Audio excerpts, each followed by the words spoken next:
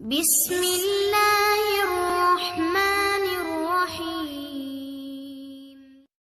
Sebelumnya kita membahas tentang ahwal qulub, keadaan qalbu. Ada yang bernama khatir. Khatir itu sesuatu yang melintas di qalbu. Ada yang lebih canggih dari itu, kita bahas malam ini. Namanya warid. Apa namanya? Warid.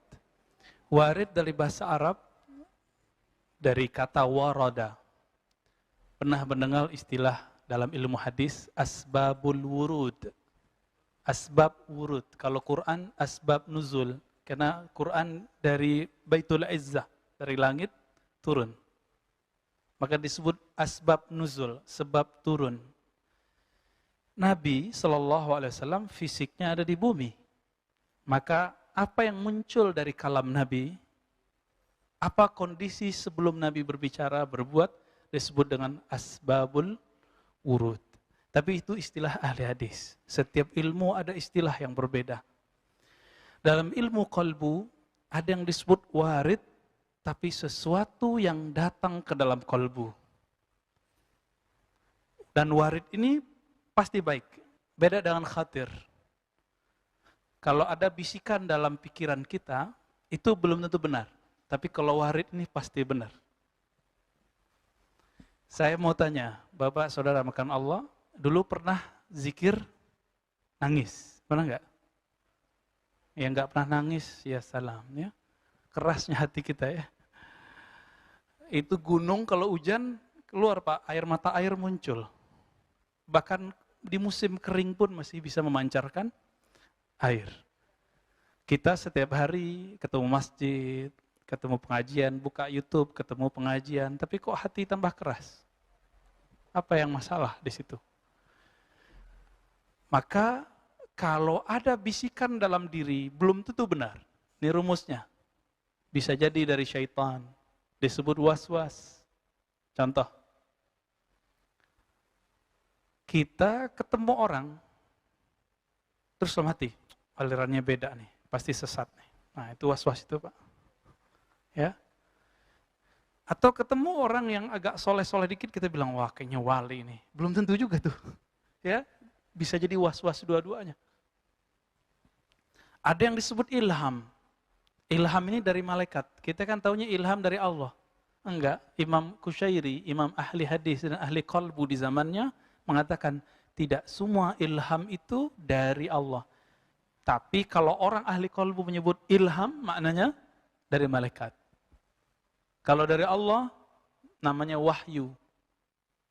Apalagi istilahnya? Kalau dari Allah bisa juga disebut muhaddas. Muhaddas itu untuk wali, wahyu untuk nabi.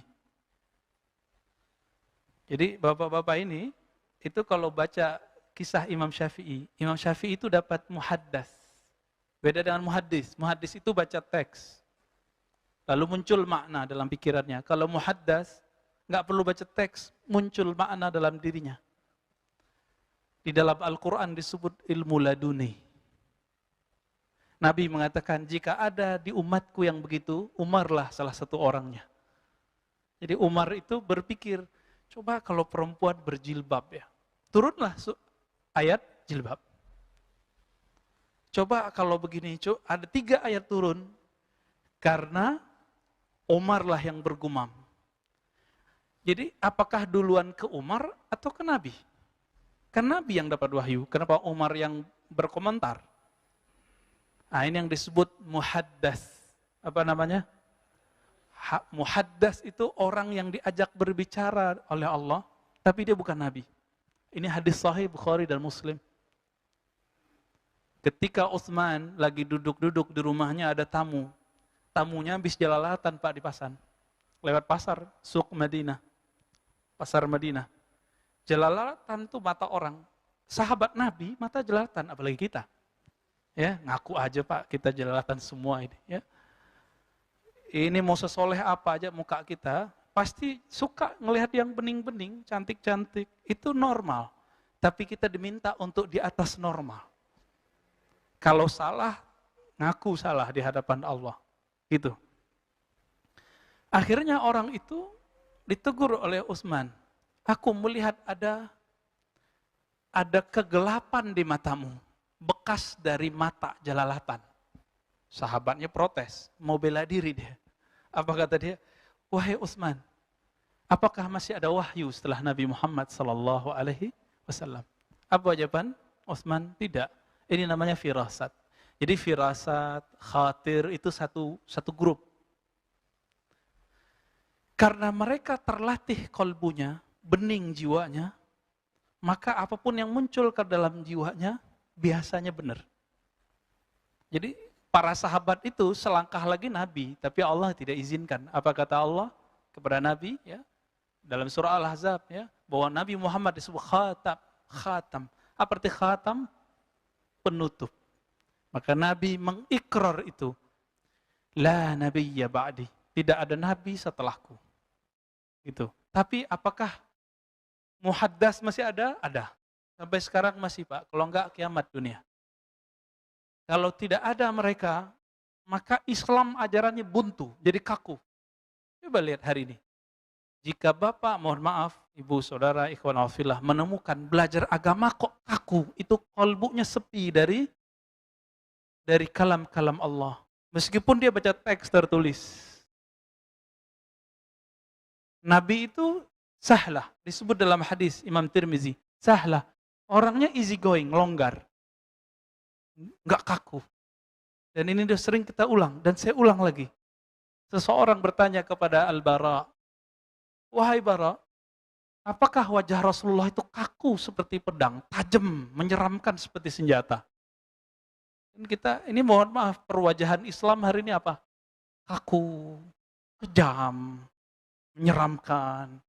Itu perwajahannya yang dibuat di media. Siapapun tokohnya.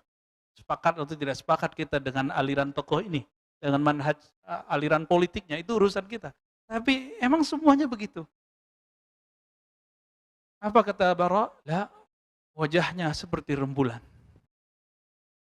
Bulan enak dilihat atau perih dilihat? Enak dilihat. Maka Nabi disebut Al-Badar, ya, sang rembulan purnama. Bapak saudara makan Allah, Nabi itu ketika menyebutnya, para ulama pewaris para nabi, yang diwariskan bukan baca kitab. Karena Nabi tidak bisa baca kitab. Jadi kitab yang saya bawa ini bukan pencirian ulama, ingat. Pencirian ulama yang hakiki, kalbunya bisa koneksi dengan Allah Subhanahu wa ta'ala. Jadi mudah nggak nyebut orang ulama? Enggak. Jadi pakai kopiah begini, terus pakai gamis kayak saya, bisa jadi ulama? Belum tentu. Kalbunya muhdas atau tidak? Muhaddas atau tidak? Ya. Kalbunya pernah diajak bicara enggak oleh Allah? Dan dia merasakan kesadaran itu atau tidak? Para sahabat mereka terlatih. Terutama Ashabul Badar. Yang 313 orang itu. Makanya Nabi berani bersama mereka melawan kafir Quraisy. Kalau tidak ada bisikan itu, tidak ada power energi di luar batas manusia. Bayangkan Pak. Kafir Quraisy tangguh-tangguh, senjatanya cukup melawan 313 orang yang kafir 1000. Ini lagi puasa, tanggal 17 Ramadan harus berhadapan sama orang yang tidak puasa. Logika bodoh kita mengatakan gak mungkin menang. Tapi logika muhaddatsun, logika orang-orang yang kolbunya bisa koneksi dengan Allah, tidak, beda. Nah, ini yang disebut matematika Allah, ya, al-hisab al-ilahi. Jadi penghitungan Allah itu beda, bukan hitung orang. Gitu. Maka ini kabar baik plus kabar buruk. Kenapa kita sebut kabar baik? Ternyata kita nggak usah takut meskipun kita sedikit. Tapi kabar buruknya, ya kita sedikit, Pak. Gimana, siap nggak? Yang muda-muda nih ya, kalau umurnya panjang ntar nih. Siap nggak? Antum sedikit berhadapan dengan yang banyak. Sama-sama pakaian Islam. Sama-sama berserban nanti itu. Satu mengkafirkan, satu enggak. Nah, antum tahu siapa yang saya sebut. Maka siapa nanti yang akan menjadi Ashabul Badar? Yang hatinya penuh dengan rahmat Allah. Siapa yang nanti yang disebut musuhnya Islam tapi dari dalam? Yang di dalam kolbunya ada kebencian bahkan kepada orang yang baca la ilaha illallah. Hati-hati, ini saya udah kabarin begini udah lama. Dan ini akan muncul, Pak. Cuma karena perbedaan politik orang nanti bisa bersimbah darah. Sekarang baru pakai mulut, verbal dan tulisan. Tinggal lihat saja nanti. Kita nggak mau mendahului takdir. Kita tunggu saja takdirnya. Dan ini sudah digariskan oleh Allah Subhanahu wa taala. Dulu sahabat Nabi dibunuh oleh Khawarij. Khawarij ini berserban, Pak. Khawarij itu baca Quran, baca sunnah. Tapi dia mengkafirkan sesaudara muslim. Hati-hati. Siapapun yang mengkafirkan sesama muslim, maka dia musuh kita. Dia musuh kita. Apa kata Nabi? فَإِذَا لَقِيتُمُوهُمْ فَاقْتُلُوهُمْ. Kalau ketemu mereka, فَاقْتُلُوهُمْ. Faktuluhum saya bingung menerjemahkannya. Yang pintar bahasa Arab, coba terjemahkan itu. Faktul, apa dia? Uktulu. Bunuh mereka. Kok lebih sadis? Kenapa? Karena mereka jika dibiarkan lebih sadis membunuh kita. Maka bunuh di situ. Ini disebut hadisul qadha. Hadis mahkamah pengadilan. Yang boleh memutuskan bunuh cuma orang-orang yang punya kekuasaan. Jadi kita nggak boleh main bunuh-bunuh, Pak. Ya, baik. Kita masuk ke Al-Warid. Kita tinggalkan hiruk-pikuk di luar. Mungkin Bapak ini sama yang di sampingnya beda aliran politik. Nah, lupakan dulu itu. Ya, lupa cara sholatnya satu kunut, nggak kunut, udah lupain dulu. Ya, sekarang kita lihat Al-Warid. Apa yang disebut warid? Warid ini berarti ma yaridu alal qulub minal khawatir al-mahmudah. Jika ada yang terbersit dalam pikiran, masuk. Lalu ada yang positif di dalamnya. Inilah yang disebut dengan warid. Tetapi warid ini lebih umum. Kadang-kadang tidak ada kalam di situ. Kita baca istighfar, tiba-tiba air mata meleleh. Bapak ibu ini pengen sholat khusyuk. Bertahun-tahun cari sholat khusyuk. Di saat lupa pengen sholat khusyuk, tiba-tiba tersentuh oleh takbirnya imam atau takbirnya seseorang. Atau tersentuh dengan kalimat yang dibaca sendiri. Tadinya lupa, pengen sholat khusyuk. Setelah mencari, datanglah warid itu tanpa dikehendaki. Suatu kali ada seorang yang rindu kepada Rasulullah. Ya, orangnya masih hidup. Rindu Rasulullah dan dia dapat hadis. Siapa yang mengucapkan salam kepadaku, Allah kembalikan ruhku, aku menjawab salamnya. Ini yang disebut al-hayatu ba'dal maut. Nabi hidup setelah mati. Percaya, Pak? Yang ngomong Nabi. Ya? Yang ngomong Nabi, percaya? Ini yang disebut oleh Imam Sidi Ahmad At-Tijani dalam kitabnya Al-Faidur Rabbani. Beliau dulu pernah belajar di Madinah. Lalu pindah ke Maroko, orang Aljazair. Ahli hadis. Apa kata beliau? Inilah dalil bahwa Nabi kita, Nabi Muhammad SAW bisa hidup setelah meninggal. Gimana caranya? Sampaikan salam dari dalam diri. Dari dalam kalbu katakan, Assalamualaikum ya ayuhan Nabi wa rahmatullahi wabarakatuh. Atau assalatu wassalamu alaika ya Rasulullah. Salam rinduku tolong disampaikan ya Allah kepada Nabi Muhammad sallallahu alaihi wasallam. Dijawab gak? Pasti dijawab. Kalau enggak, Bapak bakar kitab hadis yang ada kita pelajari itu. Ya. Hadis itu sahih. Yang tidak meyakininya, mungkin dia tidak belajar hadisnya, atau dia tidak tahu hadisnya, atau baca cuma lewat. Kadang kita dengar ayat, contoh tadi, imam sebanyak itu baca ayat, ada yang masuk nggak Pak ke dalam diri? Banyak yang lewat. Mau sebagus apapun bacaannya, jika tidak dapat warid, ayatnya tidak tembus ke dalam kolbu. Cuma enak didengar. Berarti kita jarang dapat warid, ya. Tapi sering dapat khawatir. Makanya kalau lagi sholat, masih ngomong aja di dalamnya. Ya kan? Masih ada yang berbicara dalam diri kita lagi sholat. Dan itu mengganggu. Nah, si warid ini dia datang dari Allah Subhanahu wa taala, kadang datang dari malaikat. Dua itu aja. Dari Allah atau dari malaikat. Tapi ada satu hal yang spesial. Dia datang dari dalam ruh. Itu yang permanen. Karena ruh itulah yang berkoneksi kepada Allah. Maka jika datang dari ruh, itu nggak akan pernah lagi berubah. Meskipun zahir orang ini tidak suci. Meskipun dia dijeblosin lagi ke maksiat manapun, pasti balik lagi. Apa ciri-ciri orang dapat warid? Dapat anugerah. Jadi kalau boleh kita terjemahkan, warid adalah anugerah rohani. Banyak orang punya sajadah bagus, punya baju bagus, kopiah bagus, serban bagus, tapi khusyuknya belum bagus. Berarti belum dapat warid, gak usah khawatir. Allah itu kaya. Kaya atau miskin Allah itu? Seandainya semua kita dikasih khusyuk, Allah masih punya perbendaharaan khusyuk nggak? Jadi nggak usah pelit memikirkan itu. Ya, maka kalau antum sudah ketemu guru yang bisa melatih kita, kalbunya lembut, bawa teman sebanyak-banyak mungkin ngaji kepada orang itu. Karena itulah kunci ada di sana. Orang ini disebut al-waris al-Muhammadi.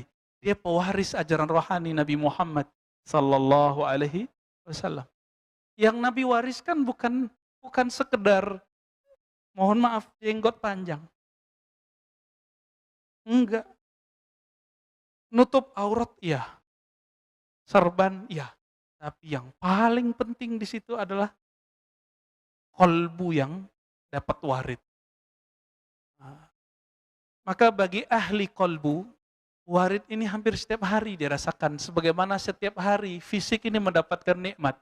Saya mau tanya Bapak Saudara Allah, setiap hari dapat nikmat nggak? Nikmat kan bukan fulus doang. Bahkan fulus doang? Enggak. Bisa nafas nikmat nggak?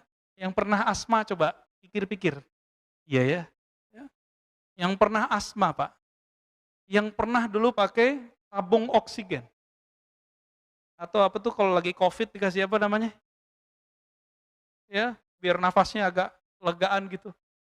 Iya, yang pernah merasakan itu nafas nikmat gak? Tapi nikmat ke badan. Saking seringnya kita dapat nikmat nafas, kita lupa kalau kita dikasih nikmat. Itu. Maka Allah Ta'ala tegur, kalau kamu tidak ingat aku saat aku kasih nikmat, aku akan ingatkan kamu dengan mencabut nikmat. Pilih. Pilih yang mana? Sadar saat masih nafas atau sadar saat ngap-ngapan sakaratul maut? Ya, insya Allah hadirnya kita, tanda kita masih mau sadar. Semoga Allah terima. Amin. Ya. Maka bagi ahli kolbu, khusyuk itu bagi mereka, itu sudah setiap saat, udah biasa sekali. Kenapa? Setiap takbir dia sudah merasakan nikmat. Setiap baca Fatihah itu seperti orang bercengkrama dengan Sang Maha Kekasih. Coba ngobrol sama kekasih seneng nggak? Kita kalau udah seneng orang kita ajak ngopi, ngafe. Sekarang kan Indonesia lagi berjamur kafe. Walaupun lagi COVID, D-nya hilang Pak. Ya kan? Berubah jadi I, coffee. Nggak bisa nggak. Dan Tangerang Selatan paling unik. Orang Jakarta Selatan pada kesini semua Pak. Sampai jam 12 nggak tutup. Ajib ini Tangerang Selatan. Dan bagi saya ini sangat waras ya. Manusia emang orangnya suka sosialita. Kita sedang bertemu, sedang ngumpul, sedang ngobrol. Itu manusia. Selama COVID kita nggak jadi manusia Pak. Selama shock 3 bulan, 4 bulan, 5 bulan pertama, kita nggak manusia lagi. Ketemu nggak salaman. Kayak curiga sama orang, wah ini dia bawa virus nih. Virus.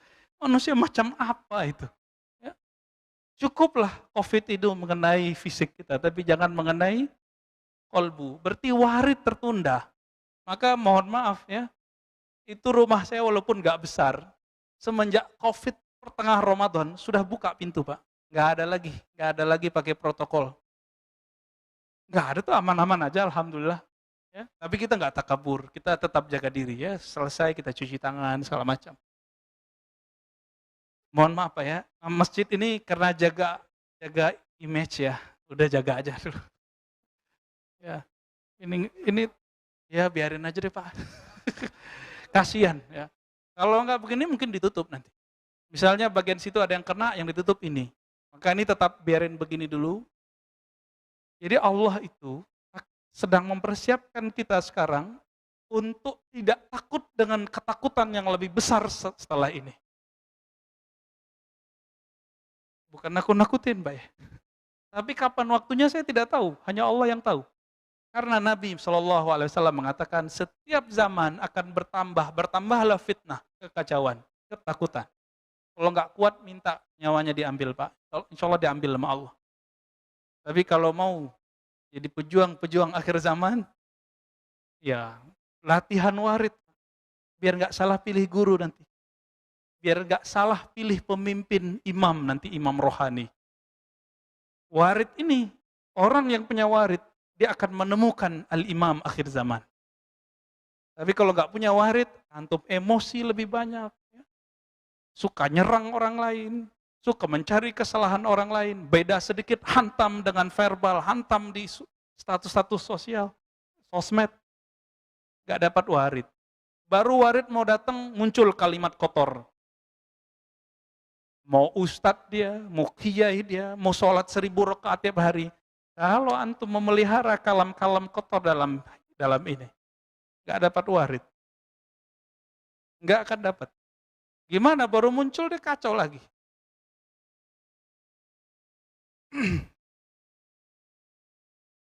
Mimma la yakunu bita'ammudil abdi. Ciri-ciri dari warid itu tidak bisa disengaja. Maka tidak ada orang namanya khusyuk itu dibuat-buat, gak bisa. Gak bisa. Lalu bagaimana menerjemahkan hadis meskipun dia dhaif, sudah naik jadi hasan li ghairihi? Apa kata Nabi? Bacalah Quran, wabku alaih. Bacalah Quran dan berusahalah kamu menangis. Bisa nggak Pak nangis? Nangis di situ nunggu warid. Nunggu warid ini.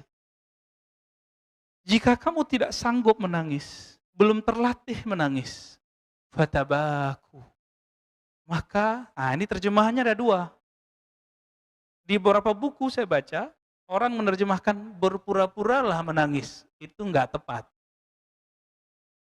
Fatabaku artinya kondisikanlah rohanimu seakan-akan engkau menangisi dirimu, ya Allah. Quranmu aku baca, kenapa qalbuku tidak tersentuh? Itu yang disebut fatabaku, bukan pura-pura nangis. Ini yang nerjemah gak pernah nangis kalau lagi baca Quran itu kayaknya. Jadi orang menafsir, menerjemah belum tentu benar. Nah, ini kata kunci. Kalau kita bawa ayat, ajarkan kepada orang, ayatnya benar. Isi yang kita ajarkan tidak ada jaminan kebenarannya. Meskipun antum bilang ini hadis sahih, ini kalam syekh fulan, imam fulan. Itu kan kalam orang, bukan kalam Allah. Al-Qur'annya benar. Kesalahan Khawarij dulu, Khawarij yang bunuh Sayyidina Ali, yang mau bunuh Muawiyah tapi tidak berhasil. Yang bunuh Utsman. Apa kesalahan mereka? Pemahamannya diletakkan sesuci ayat yang dia baca. Maka kalau ada orang beda dengan paham dia, dianggap beda dengan Allah dan Rasulnya. Ini ciri-ciri Khawarij. Jangan sampai di masjid ini ada seperti itu. Jangan sampai. Mau dia jamaah, mau dia imam, mau dia ustadz, muallim, guru, bahaya Pak. Itu tentara Dajjal di akhir zaman. Tentara Dajjal itu ciri-cirinya satu itu, menghalalkan darah sesama muslim. Jadi jangan dikira antum sering dicekokin, tentara Dajjal itu Yahudi, betul. Itu tentara yang di luar Islam, yang di dalam Islam. Siapa? Zombie-zombie yang berwajah-wajah muslim. Pakaiannya Islam, tapi batinnya kufur. Suka kafir-kafirkan orang. Na'udzubillah min dzalik. Hati-hati di sini. Hati-hati di sini. Terbersit sedikit saja merendahkan orang, warid gak datang, Pak. Gak mudah ya jadi waliullah. Maka si warid ini, rahasia rohani ini hanya datang kepada calon wali atau wali. Kalau khusyuk yang datang kepada kita lagi sholat, sudah dia konstan. Dia sudah jadi wali Allah. Minimal wali umum. Jadi jangan senang dulu. Saya bisa nangis nih, belum tentu walinya wali permanen. Paling-paling wali kondisional. Ya. Giliran susah aja bisa nangis. Coba atau ingat-ingat. Dulu waktu susah bisa nangis kan? Sholat mau dikasih susah tiap hari biar nangis. Gimana Pak Mirwan? Nggak mau ya? Jadi nggak bisa. Ah, kembali ke cerita tadi. Ini saya menjelaskan ini untuk menceritakan yang tadi. Orang yang rindu Rasulullah itu bertahun-tahun sholawat. Karena membaca satu hadis. Nabi kalau disalamin pasti bales. Balesnya bukan lewat surat, Pak. Allah kembalikan ruhnya. Kalau dikembalikan ruhnya hidup atau bukan? Hidup. Dan saya meyakini itu. Ini yang dimaksud Al-Habib Omar bin Hafiz. Kalau orang sholawatan, Nabi hadir itu maksudnya itu situ, Pak. Bukan khurafat yang beliau ajarkan. Ini anak-anak muda baru ngaji kemarin sore, nggak ngerti siapa Al-Habib Omar bin Hafiz. Saya nggak pernah ngaji dengan beliau, tapi saya pernah hadir satu konferensi multaqa ulama. Dan beliau mengisi. Dahsyat sekali. Kalamnya dari awal sampai akhir menyejukkan semua. Seakan-akan Rasulullah ada lagi, Pak. Seakan-akan kalam Nabi itu yang sering kita baca di teks, itu ada di lidahnya semua. Tapi saya nggak pernah dengar beliau membalas orang yang mengkafirkan beliau atau mengatakan ini Habib khurafat. Nabi udah mati kok tuh. Kurang ajar orang ngomong, Pak. Jadi bagi saya kalau orang bilang Nabi mati, bagi saya udah suul adab. Walaupun betul Nabi sudah Allah angkat. Hanya Allah yang boleh bilang, ya, afa immata au qutila. Ya. Jika si Muhammad itu mati atau terbunuh, hanya Allah yang boleh ngomong gitu. Maka Umar mengatakan, siapa yang bilang Muhammad mati, saya sembelih. Karena bagi Umar sang kekasih, yang bilang kekasihnya mati, itu orang adabnya buruk, rohaninya nggak hidup, nggak punya adab. Jadi bilang mati aja udah marah Umar. Tapi sahabat Nabi dari dulu dua mazhab. Satu mazhab Umar, satu mazhab Abu Bakar. Nah, sampai sekarang kan begitu. Nabi dihujat di Perancis, maka umat Islam terpecah dua. Ada yang pengikut Umar, ada yang pengikut Abu Bakar. Kita nikmati aja itu ya. Yang penting jangan main penggal-penggal aja, Pak.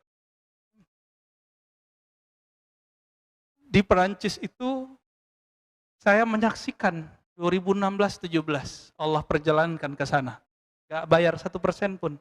Dibiayai oleh lembaga Korps Dai Dompet Doafa. Saya gak bayar sedikit pun, Pak. Diundang oleh orang KBRI. Saya sesekali jalan keluar. Setiap kali ngisi ngajian duha, itu mulailah orang-orang imigran dari Suriah, dari Irak, dari mana-mana itu keluar. Kira mereka cuma beberapa. Satu kali saya pulang jam 2 malam. Di sono maghribnya jam 10. Jam 3 ada subuh lagi. Jam 3 ada subuh lagi, Pak. Saya pulang jam 2, diajak ngopi sama salah satu sahabat kita, Pak Muhammad Abduh dan Sayyid Andi Abdul Qadir. Ya, satu orang Betawi, satu orang Makassar. Ahli kolbu, ahli zikir. Ketika kita jalan, saya melihat ada satu tempat terbuka, itu orang Islam yang dari mana-mana, yang nggak punya kartu, itu pada di sana semua. Tidur di atas aspal. Tapi tidak ada ditangkap oleh negara Prancis. Terus yang punya surat lengkap, itu dikasih duit oleh negara Prancis. Kalau kita kalkulasiin, lebih banyak yang dibantu daripada yang tidak dibantu. Akhirnya Eropa kewalahan. Jadi antum kalau tinggal di Eropa, punya surat lengkap, itu hak dapat duit dari negara persis seperti penduduk asli. Cuma nggak boleh nyoblos. Maka saya berpikir dulu, semoga Prancis menjadi pusat Islam nanti di akhir zaman. Itu kita mimpinya begitu. Ternyata kejadiannya kayak kemarin. Dan yang kemarin siapa yang paling rugi? Bukan Macron, bukan bangsa Perancis, tapi orang Islam yang lagi imigran, orang-orang Aljazair, Maroko, Tunis yang tinggal di sana. Dan kabar gembiranya apa, Pak? Di sana agama orang secara kultur, ini bukan agama ideologis, agama kultur, Katolik. Tapi gereja-gereja pada mati suri. Masjid-masjid nggak ada semegah ini. Masjid itu basement. Ada ruko. Maka itu inspirasi saya buat ruko tempat pusat zikir. Ruko kita jadiin pusat kajian. Dekat kampus UIN, kampus II. Ketika kita masuk ke bawah ruko, itu orang penuh, sholat di mana-mana. Dan mereka sholat semalam itu bulan Ramadan 1 juz. Dan banyak. Orang Prancis menyebut orang-orang soleh itu praktikong. Praktisi yang mengamalkan ajarannya. Setelah dihitung secara kasar oleh teman saya yang lama di sana, lebih banyak muslim yang mengamalkan ajarannya daripada non-muslim. Maka kita berpikir ini nanti akan berubah ini. Akan berubah ini. Tapi dengan kejadian kemarin, saya khawatir dengan saudara kita di sana. Islamophobia. Saya punya paspor, hilang Pak. Pergilah kita ke kantor polisi. Kantor polisi ruko, gak sebagus kantor polisi di Indonesia. Tapi waktu masuk saya kaget. Tapi gak berani foto, ada CCTV. Ada di situ kalimat. Kalau diterjemahkan lebih kurang hati-hati terhadap jihadis. Lalu saya ngobrol dengan orang-orang di sana. Maksudnya orang Prancis anti-Islam, anti-jihad atau gimana? Enggak. Mereka itu sudah punya pemetaan. Mana Islam yang moderat, mana Islam yang teroris. Tapi Syekhul Azhar tolak istilah itu. Islam mana ada teroris. Nah ini yang lagi diperkarakan oleh guru-guru kita di Al-Azhar. Ya, Syekh Ahmad Thayyib. Coba ganti diksinya. Islam tidak teroris. Kalau orang mengaku Islam teroris banyak. Tapi Islam tidak pernah teroris. Jadi mereka sudah tahu Pak petanya, tinggal diksinya ini yang salah. Gitu. Nah, kita doakan, siapa tahu Eropa nanti menjadi negeri hijau. Negeri kita, negeri umat Islam. Amin ya rabbal alamin. Baik, kembali ke warid. Ketika seorang yang merindukan Nabi ini, setiap hari Jumat, sholawat, sholawat, sholawat. Satu kali dia sudah tebar sejadahnya. Mau sholawatan, sholawat. Jadi jam 10 sebelum Jumatan, 1,5 jam dia bersolawat. Kira-kira dapat berapa nggak tahu, nggak dihitung. Hanya ingin menikmati bagaimana mengenang Nabi Sallallahu Alaihi Wasallam. Baru saja sajadah ditebar, ya tiba-tiba dia ngantuk. Belum sholat, belum sholawat. Ngantuk keras tiba-tiba datang. Alat hitung zikirnya jatuh, badannya pun tepar. Sajadah baru ditebar. Apa yang terjadi? Selama 1,5 jam itu, orang ini seakan-akan hadir di majlisnya Nabi, serba hijau seperti di Raudhah. Tapi ketika dilihat dirinya ada di depan semua orang yang ada. Di samping Rasulullah SAW. Tugasnya ngapain? Nabi duduk sejengkal lebih tinggi darinya. Nabi jelaskan satu kalimat, orang ini menjelaskan. Nabi jelaskan satu kalimat, orang ini menjelaskan. Disebut pensyarah hadis. Penjelas penafsir kalam Nabi Sallallahu Alaihi Wasallam. Sampai ada dialog lah antara mereka. Tiba-tiba waktu Jumat sudah dekat dan terbangunlah orang ini. Ketika bangun, dia cari Allah hitung zikirnya. Saya belum sholawat. Lalu kemudian dia sholat. Wudhu, sholat. Tiba-tiba dia ingat, mimpi apa aku barusan? Ternyata ini yang dimaksud oleh Imam Qushairi. Pengen ketemu Nabi. Udah disengaja, nggak dapat. Giliran ketiduran, belum sholawat. Tapi udah berapa tahun orang ini beramal setiap Jumat. Sholawatan selama 1,5 jam. Tidak kurang. Sudah lebih dari 5 tahun. Di tahun kelima, bukan dia lagi yang mengucapkan salam kepada Nabi. Nabi datang ke dalam alam rohaninya. Dan Nabi mengatakan, ru'yal mu'min juz'un min 46 nubuwah. Mimpi ketemu Nabi adalah salah satu dari warisan-warisan kenabian. Sallallahu alaihi wasallam. Ini jangankan kita, Pak. Kiai aja belum tentu ketemu Nabi. Ya, ustadz, doktor aja belum tentu mimpi ketemu Rasulullah. Jadi kalau antum menyesalkan ustadz, saya sudah banyak salawat. Ya berapa tahun salawatnya? Paling baru kemarin sore. Ya, udah ngitung-ngitung zikir. Udah mulai ngeluh. Ingat, sekali saya ngeluh, saya udah banyak zikir, kok belum ketemu Nabi? Itu dimulai dari awal lagi, Pak. Siapa yang ngomong? Nabi SAW. Nabi SAW mengatakan dalam hadis Imam Muslim, kullu da'watin mustajabah, malam ya'jal. Semua doa, semua kehendak hamba, Allah pasti tunaikan, sempurnakan. Dengan satu syarat, tidak tergesa-gesa. Lalu sahabat bertanya, wahai Rasulullah, apa yang engkau maksud tergesa-gesa? Nabi menjawab, ayyaqulal abdu da'autullah wa lam yujibni. Seseorang mengatakan, aku sudah selawat, aku sudah zikir, aku sudah doa, kok belum dikasih juga yang aku mau. Maka kalau ada orang ngomong begitu, dia ngulang, Pak, dari awal. Kok begitu? Itulah hukum rohani.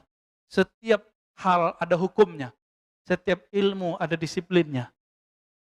Ya. Maka beliau mengatakan, kadang-kadang warid itu ada yang berupa waridu sururin. Kadang-kadang kalau orang zikir, salawat, tiba-tiba ada rasa bahagia di hati. Itu ciri-ciri kita sudah dapat warid paling ringan. Inilah yang dimaksud ayat ala bidzikrillahi tatmainnul qulub. Ketahuilah, jika engkau menyebut nama Allah, kalbumu tenang. Yang merasakan ketenangan sudah dapat warid. Gampang toh? Tapi waridnya baru sederhana. Ketenangan jiwa itu, dia nggak ada batasnya, Pak. Dia unlimited. Semakin besarlah saat itu, semakin besarlah waridnya. Jika melewati batas dirinya, baru itu nyebar ke orang di sampingnya. Apa maksud saya melewati batas diri? Kalau dia masih bisa nahan, air mata nggak berlinang. Badannya belum bergemetar. Tapi kalau sudah tumpah melewati batas fisiknya, air matanya berlinang. Kalau dia jadi imam, tiba-tiba dia terisak. Atau tiba-tiba dia baca Quran syahdu sekali, padahal bacaannya biasa-biasa aja. Suatu kali ketemu seorang guru, baca kulhu aja baca salahnya, Pak. Tapi kolbunya, isinya adalah kul wallahu ahad itu. Allah Esa. Hanya Allah di kolbunya. Kita minta doa. Orang dari Jakarta datang ke sana. Minta, Tuhan tolong doakanlah kami. Beliau pandang saya. Yang jago doa mah Ar-Razi. Ya, bisa bahasa Arab dikit-dikit lah. Saya bilang, Syekh, yang diharap sekarang doa antum. Bukan doa saya udah kebanyakan. Dan banyak juga yang gak jelas. Terus gimana? Kita kasih isyarat. Langsung beliau buka. Baru baca bismillah, Pak. Beliau bergemetar nangis. Semua yang hadir di tempat itu menangis. Padahal cuma baca bismillah. Kenapa bisa baca bismillah? Bikin getar. Beliau bergetar melewati batas matanya. Akhirnya mata semua orang pada nangis. Nah inilah hebatnya kalau ketemu sama ahli kolbu. Ini yang disebut oleh Imam Qushairi. Kalau ingin mengobati kolbu, bertemanlah dengan orang soleh. Soleh itu bahasa Arab, bukan penampilan. Soleh itu kesamaan luar sama dalam, itu disebut soleh. Salihun arti bahasa Arab artinya nasibun. Sesuai yang di dalam ini dengan apa yang di luar ini. Bapak coba rasakan. Setiap malam di sini ada pengajian. Kok beda-beda ya? Karena ada ustadz yang berbicara dengan warid. Ada ustadz yang berbicara dengan wirid, ada yang dengan ya, ada dengan teks aja. Ada yang dengan tarif. Ya, salah satu sahabat kita mengeluhkan, mengundang seorang ustadz minta DP 5 juta. Ya, kecil sih, Pak, bagi orang berduit. Tapi bagi jamaah wong cilik di kampung 5 juta itu besar, Pak. Gak usah jauh-jauh. Sekitar Tangerang, Selatan, Depok, bahkan tengah Jakarta, masih ada nggak panitia maulid. Dan itu kita malu Pak sebagai orang Islam. Nangguk duit di tengah jalan. Antum malu nggak? Nggak dikasih kasihan. Bingung mereka. Nggak seperti di masjid ini. Masih banyak nggak duitnya? Ya, kayaknya udah mulai merosot juga ini. Ya, jangan-jangan nangguk juga ntar Pak deh. Apa yang terjadi di situ? Maka antum yang kalau ada di antara yang hadir ini, diam-diam nyamar jadi jamaah, padahal ustadz. Berkah bagi antum mau mendengar.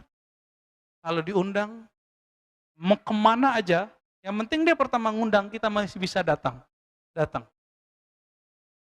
Semoga Allah berkahi. Ya. Ini mohon maaf, Allah menyebutkan, ya, ittabi'u man la yas'alukum ajra. Ikutilah orang yang tidak bertarif. Karena mereka yang disebut muhtadun, orang-orang yang dapat hidayah, warid. Kata Imam Suhrawardi, hidayah itu bukan gelar. Dia jatuhnya bukan ke otak. Hidayah itu jatuhnya ke kolbu. Maka muhtadun di situ artinya warid. Mereka lah yang dapat warid. Kalau ustadznya cuma baca kitab, ustadznya cuma melihat yang fisik-fisik, apa yang membuat ustadz berbeda dengan jamaahnya? Kalau Nabi itu sama dengan filosof seperti Socrates, Aflatun. Socrates bunuh diri Pak, pusing memikirkan kota kecil bernama Athena. Katanya cerdas. Kenapa? Karena dia dan murid-muridnya sama, mentok, hanya mengandalkan ini. Kecerdasan Rasulullah itu kecerdasan warid. Nah, ini yang harus antum latih. Kalau mau jadi waliullah pasti punya warid. Kalau enggak ada waridnya. Dan waridnya permanen. Kecuali wali-wali yang umum. Kekasih-kekasih Allah yang umum. Semoga kita termasuk kekasihnya. Amin. Apalagi bentuk warid. Waridu huznin. Kadang-kadang ada rasa sedih, terenyuh. Kadang-kadang waridu qabdin. Kayak ketakutan. Pernah zikir terus tiba-tiba merasa takut? Baca istighfar, tiba-tiba kebayang semua maksiat yang kita buat. Orang kalau dapat ini, dia dapat hadiah lain. Dia akan merasa lebih rendah diri daripada orang lain. Tidak akan pernah menganggap orang lain itu hina. Kalau dia dapat warid, namanya warid qabd. Qabd itu secara harfiah artinya jantungnya, hatinya, jiwanya digenggam oleh Allah. Tapi maksudnya adalah Allah beri rasa takut kepadanya. Pernah nggak ngerasain? Zikir terus ada perasaan ketakut gitu. Itu bukan setan, Mbak. Cuma karena antum nggak punya guru rohani, dikira itu setan.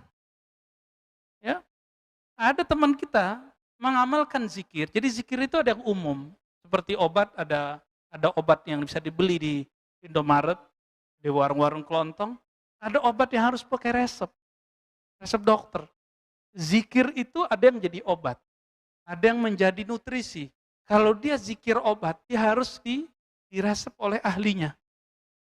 Itulah rahasianya kenapa muncul angka-angka dalam zikir. Nabi ajarkan angka-angka itu. 33, 70, 100, bahkan lebih. Abu Hurairah mewiridkan jadi nutrisi 12.000 setiap malam. Sudah jadi nutrisi, bukan jadi obat lagi. Karena qalbu Abu Hurairah beres. Dicobalah oleh beberapa teman kita. Dari dulu kita ketemu teman begitu. Bukan 1-2 orang. Ya, semenjak saya dulu di kampung saya sampai di sini. Mengamalkan zikir yang harus diresepkan oleh guru disebut ijazah. Disebut talqin zikir. Dikamalkan tanpa izin. Apa yang terjadi? Datanglah warid qabd. Warid apa tadi? Rasa takut. Bergetarlah badannya. Dia kira itu syaitan. Akhirnya muncullah. Ada salah seorang ibu-ibu dulu mengatakan, ajaran Ar-Razi, ajaran setan. Masa saya mau sholat badan saya merinding? Loh, saya belum izinin dia ngamalin itu. Dia amalin. Ya, kita nggak kasih resep, Pak. Dia coba-coba. Itu kejadian. Ya, kejadian. Wawaridu bastin, terkadang warid itu bast.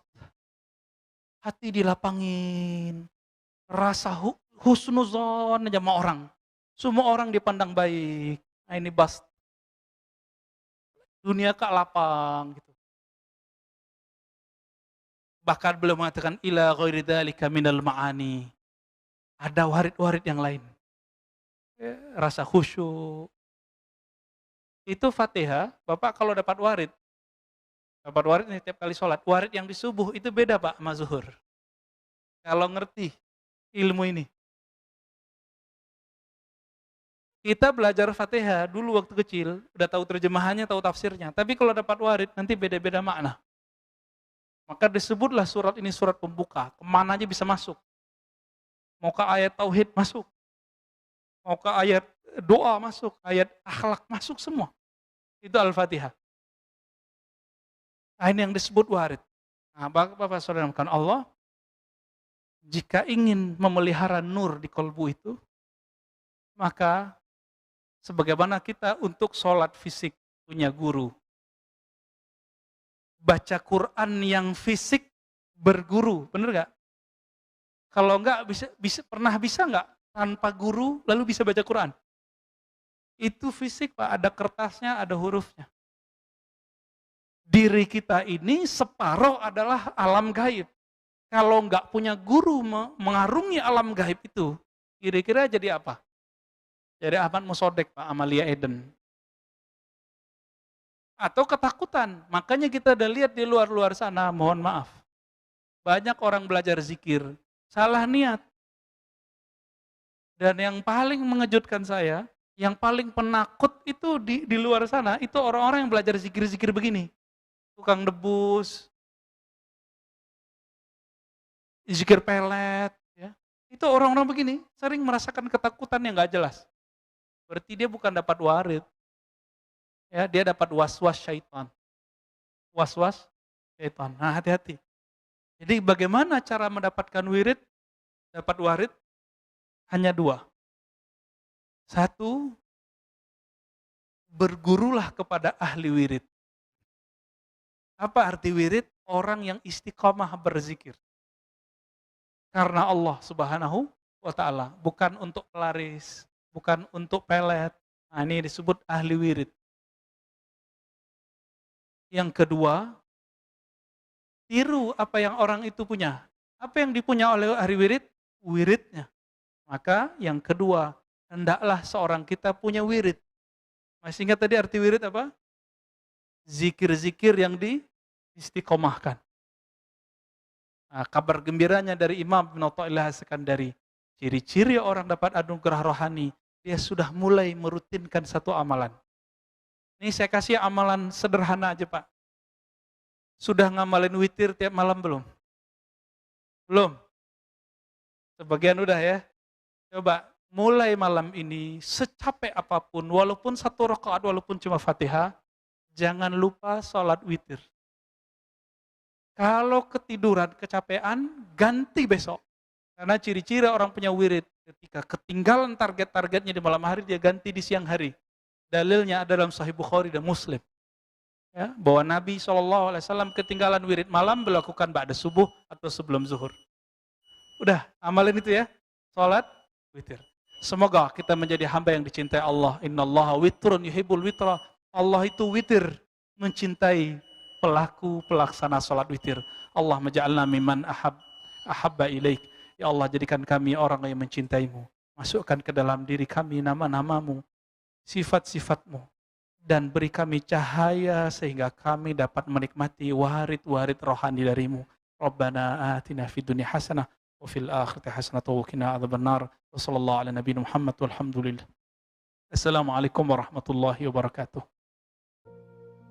Engkau tidaklah perlu berguru, atau janganlah engkau berguru, bersuhbah. Jadi dalam bahasa Arab, berguru itu disebut dengan istilah suhbah. Suhbah itu artinya kita bersahabat karib, dekat dengan seseorang yang mana kalau dia berbuat sesuatu, perbuatannya itu memberi efek ke dalam diri kita. Disebut dengan suhbah. Apa kata beliau?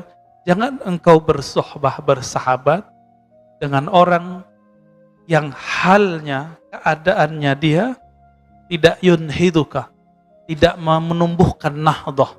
Apa arti nahdah? kebangkitan rohani. Jadi kalau kita duduk bersamanya, melihat amalannya, bahkan melihat diamnya, itu membuat hati ini semangat untuk memperbaiki diri. Nah, berarti sudah mulai ketemu nih gurunya siapa. Jadi ketemu dia, kita kemudian sibuk dengan memikirkan bagaimana membersihkan diri, bukan untuk menjudge orang lain. Nah, ini coba hati-hati. Kalau ketemu guru, ketemu dia, bikin kita ingin mencari pisau, mencari senjata untuk nyalahin teman. Itu bukan guru antum yang hakiki. Ya, itu setan berbaju ustadz. Mohon maaf ya. Jadi setan itu bajunya banyak, Pak. Pada waktu menggoda Sayyidina Adam, itu setan mengatakan, inni laka nasihun amin. Aku ini wahai Adam, nasih, pemberi nasihat, guru, kira-kira begitu. Guru yang amin, yang terpercaya. Kenapa Nabi Adam kemudian terpedaya? Karena Nabi Adam tahu, iblis itu sudah ribuan tahun menjaga surga.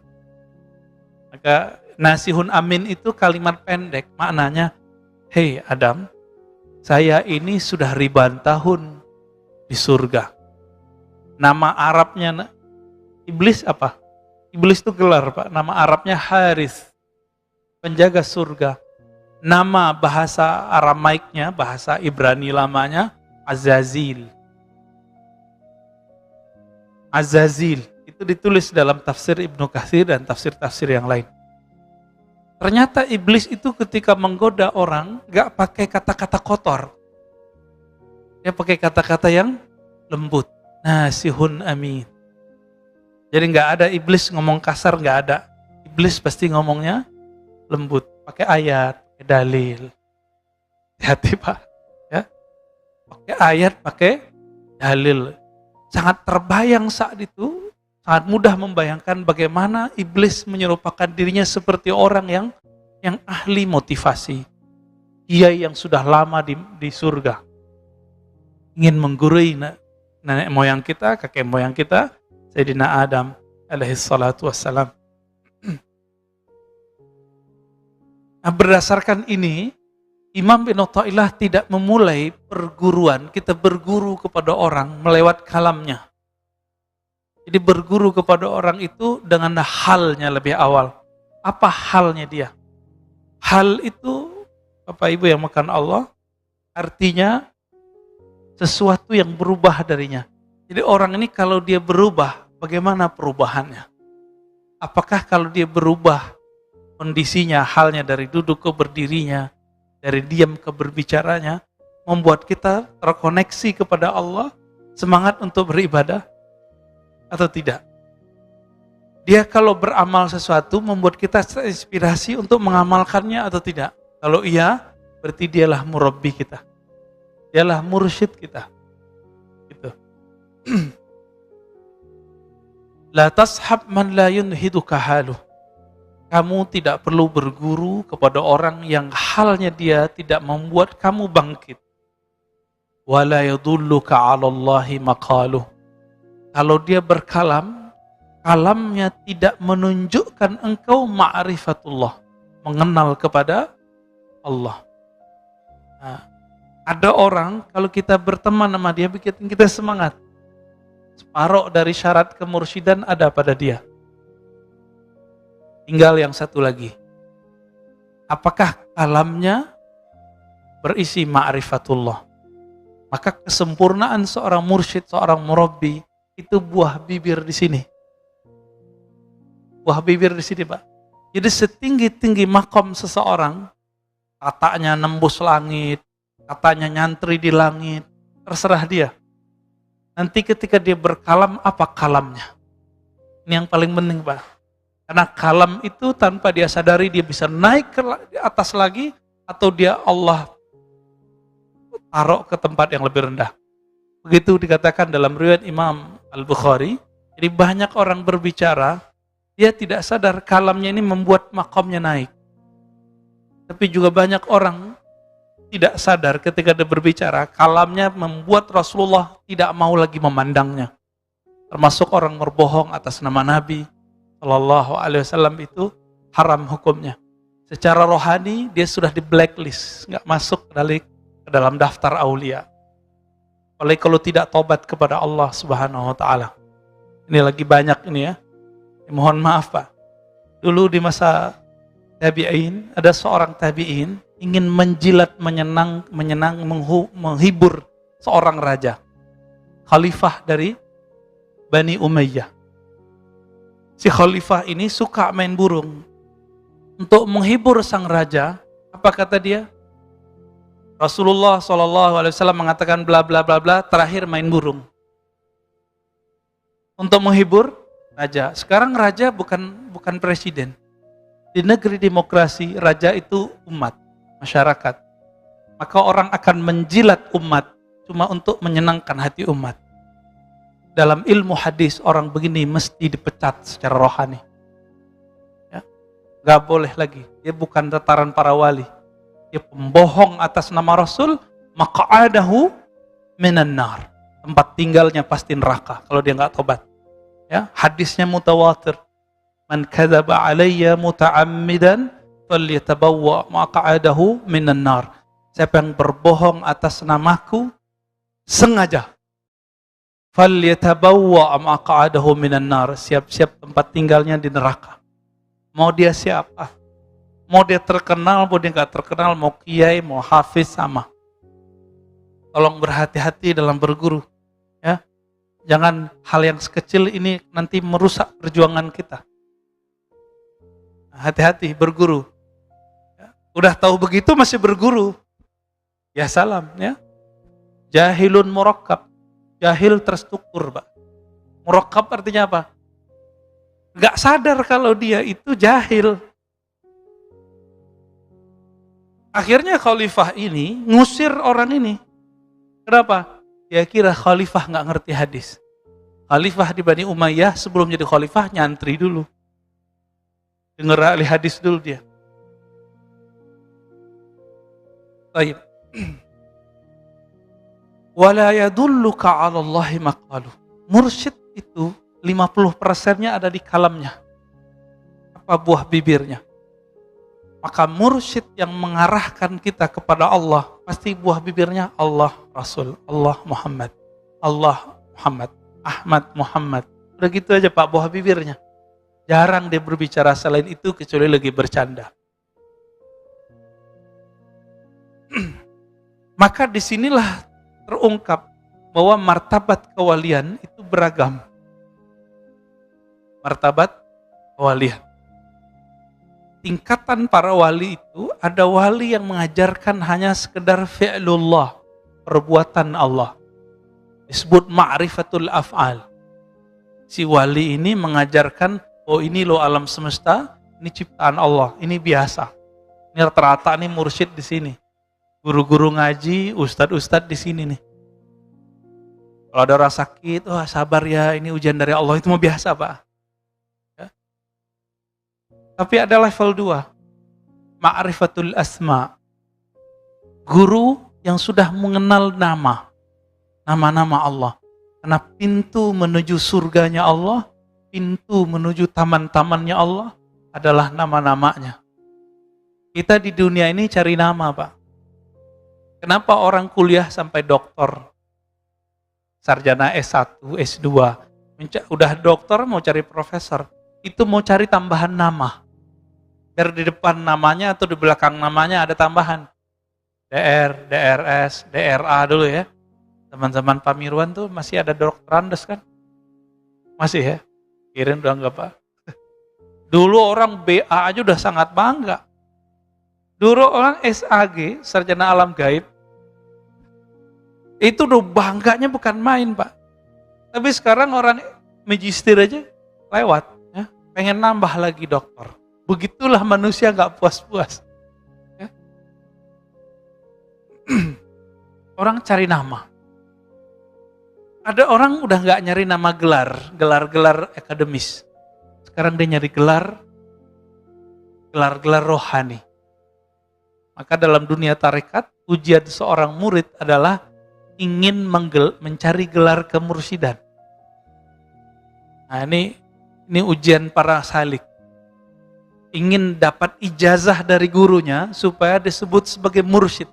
Nanti di depan namanya ada gelar syekh. Oh, itu berat itu.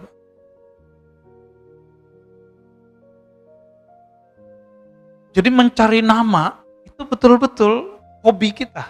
Kita cari nama. Mulai dari gelar. Nggak cukup di situ, di masyarakat orang mau cari gelar. Pak RT, Pak RW, itu gelar juga. Kiai. Nah, kiai ini kan terbagi dua. Ada kiai yang diberikan oleh guru, ada kiai yang diberikan oleh jamaah. Mana yang lebih tinggi, Pak? Jamaah apa guru? Yang ngerti ilmu itu jamaah apa guru? Jadi, kalau antum ini jadi ustadz, ditinggalin jamaah gak usah sedih. Tapi kalau ditinggalin sama guru, kita bisa sedih, Pak. Paham di situ? Kita ini beda sama jamaah nggak apa-apa, tapi jangan beda sama guru kita.